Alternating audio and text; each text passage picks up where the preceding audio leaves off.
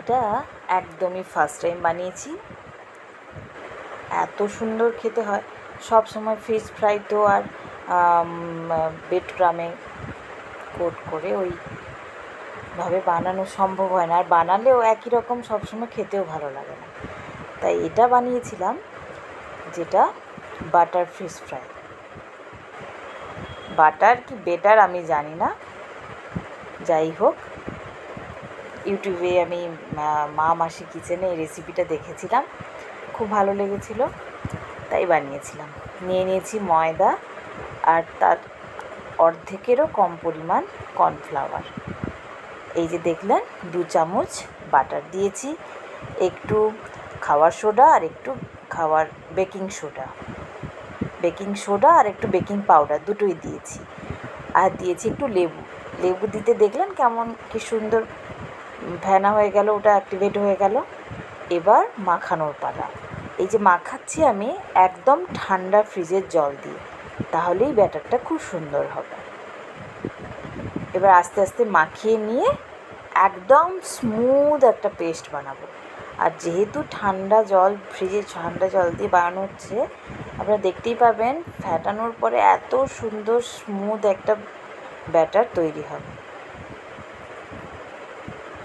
মোটা পাতলা খুব হবে না, মিডিয়ামভাবে মাখিয়ে নিতে হবে। জল কতটা পরিমাণ লাগবে সেটা আপনারা মাখাতেই বুঝতে পারবেন। এই দেখুন কত সুন্দর স্মুথ একটা টেক্সচার এসছে, খুব সুন্দর খেতে হয়েছিল, একদম অন্যরকম।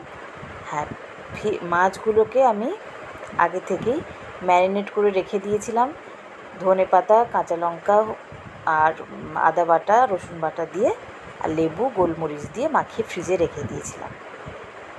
এই যে এবার ব্যাটার রেডি হয়ে গেল। তেল গরম করে, আপনারা একটু বেশি তেল নিতেই পারেন, আমি যেহেতু অল্প তেল নিয়েছি তাই একটু নিচে বসে যাচ্ছিলো।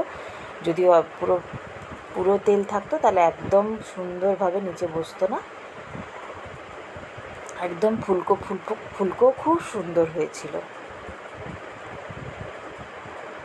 এই দেখুন কি সুন্দর ফুলে যাচ্ছে, দেখেছেন না? এপাশ ওপাশ দুপাশটাই খুব সুন্দরভাবে ফুলে গেছিলো, আর খেতেও খুব সুন্দর হয়েছিল। কেমন লাগলো জানাবেন, অবশ্যই ট্রাই করবেন, সত্যিই খুব ভালো হয় খেতে।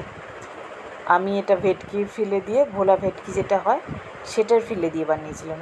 আপনারা রুই মাছের ফিলে দিয়েও বানাতে পারেন, রুই মাছে ভাপিয়ে নিয়ে কাঁটা বের করে নিয়ে বানাতে পারেন। মানে মাসি কিচেনে ওটাই বানিয়েছিল ওরা, খুব সুন্দর হয়েছিল। দেখুন কি সুন্দরভাবে একদম কুড়মুড়ে, অনুষ্ঠান বাড়িতে এইরকমভাবে দেয় না, খুব সুন্দর হয় খেতে। যাই হোক, আপনারা অবশ্যই বানাবেন। কে কোথা থেকে দেখছেন আমার ভিডিওটা অবশ্যই জানাবেন আমাকে কমেন্ট করে। আর ভালো লাগলে অবশ্যই একটু লাইক করে দেবেন, সাবস্ক্রাইব করবেন আমার চ্যানেলটাকে, আর অবশ্যই শেয়ার করে দেবেন। দেখুন একদম রেডি, গরম গরম। এবার শুধু খাওয়ার পালা। Thank you.